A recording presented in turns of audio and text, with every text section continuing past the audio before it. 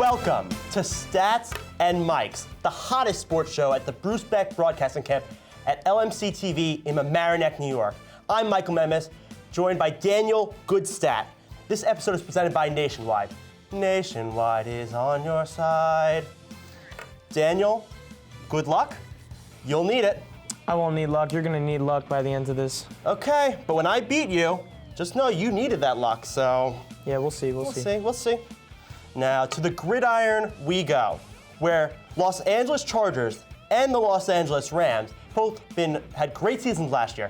But for some reason, you think the team that didn't make the Super Bowl is the better one. Why is that? I do. Bolt up. Phillip Rivers, one of the best quarterbacks from a year ago, had a great campaign. He's a veteran. He can lead this team. He has good receiving threats such as Keenan Allen, Tyrell Williams, Mike Williams, and Hunter Henry is back. Well, Keenan Allen is injury prone. He missed 2 seasons due to injury, 2 seasons in a row due to 2 separate injuries. And he was healthy last season, but how long is he going to stay healthy? He has that injury history, and none of those other guys can really step up. Meanwhile, the Rams have a very rounded out receiving core of Cooper Kupp, Robert Woods, and Brandon Cooks. Cooper Kupp was injured last year, too. Yes, but even with him out, they still had 2 great receivers, 2 guys that can be number ones on most teams in the NFL. You can't say that about Tyrell Williams and Mike Williams. Maybe not, but you look at the defense of the Chargers, and I really think it's better than the Rams. Melvin Ingram, Joey Bosa, Derwin James, maybe the best at their respective positions in the league. None of those guys are as good as Aaron Donald. Yeah, but I think more is better. And remember, the Rams defense, they did give up a lot of points, but they were also third in takeaways. So they set up that great offense in great field position to score more. That offense was outstanding last year. Yep, not in the Super Bowl. Not in the Super Bowl. So Chargers against the Patriots, they got blown out most of the game. The score was close, but most of those were garbage time touchdowns. Rams were within 1 score most of the game until a late touchdown by the Patriots. Okay.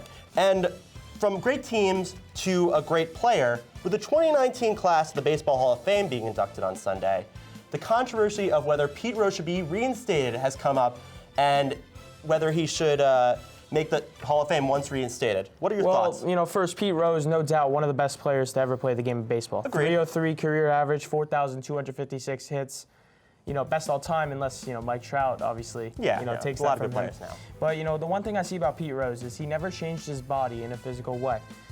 A-Rod, Sosa, McGuire, they all had incredible careers, but ruined them because of steroids. Pete Rose never did steroids, never changed anything about his body. That is true. But just like with the Shoeless Joe Jackson, the Black Sox, and the steroid users, they brought humiliation to the game, a black mark on this American pastime, this great sport. And he lied before about the betting. He initially said it was 1 year. Then he said it was 3 years. Yeah, but Pete Rose never bet against his team. He never bet against his team. He played hard every single time he took the field. Of course he played hard. But when you're betting on a team, then you're going to change your decisions. You're going to overexert guys. He ruined players' career because he overexerted them. Yeah, but I think Pete Rose makes the Hall of Fame. He makes the Hall of Fame as a player. No, of course. If he didn't manage, of course he's in the Hall of Fame. Of course he's in the Hall of Fame. But when you look at what he did as a manager and he bet on games, that's a terrible thing, especially with sports gambling being added in sports. It's going to set a wrong precedent, allow bookies and gamblers to try to bribe players and coaches. Now, speaking of controversial players, the Rockets pulled off a blockbuster trade this week, trading Chris Paul and a few first-round picks for Russell Westbrook, reuniting him and James Harden from the Thunder days. What do you think of this interesting combo? Russell Westbrook, top 10 player in the NBA. James Harden, top 5 player in the NBA. Westbrook averaged a triple-double last year, and for the last few years. Harden averaged 36.1 points per game last year. These two, maybe together, Westbrook, 2 less points per game, 2 less rebounds, 2 less assists. Harden maybe goes from 36 points per game to 34. I don't think it's... But Russ is on the decline. He has not been... Last year, his shooting was horrendous. Teams would leave him wide open, give him almost a Ben Simmons or Ricky Rubio or Rajon Rondo treatment to try to let him shoot and let him beat us from 3 because he couldn't hit any threes. I don't think Westbrook needs to shoot. I don't think he needs to shoot. He has James Harden for that. I think he can drive in the paint, dunk on anybody he wants. I think the speed and athleticism of Russell Westbrook is better than most in the league. Now, he's still a great athletic player, but I feel like his athleticism has gone down. He hasn't had as many times where he's gotten in the paint and always beaten that Yeah, but top defensive you go center. back a couple of years to when Westbrook, Harden, and Kevin Durant, went on a playoff run. I think it's possible. I think Westbrook and Harden together. They don't have it's a Kevin recipe Durant, for and success. James Harden did not start with Russell Westbrook. The Thunder realized they couldn't play together. They had Thabo Sefolosha starting. We all know James Harden is Yeah, better but player than Thabo Sefolosha. James Harden wasn't the same player then as he is now. I think Westbrook and Harden are going to do the job, get deep in the playoffs. Well, we'll see what happens to happen this season. That's all the time we have for this episode of Stats and Mike.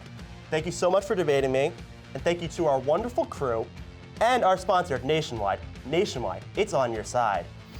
I am an impartial judge, and I would give myself the win by split decision. Yeah, I don't think so. More is better. Melvin Ingram, Joey Bosa, Derwin James, better than Aaron Donald. We agree to disagree. Thank you for watching, and same time tomorrow, Knuckleheads.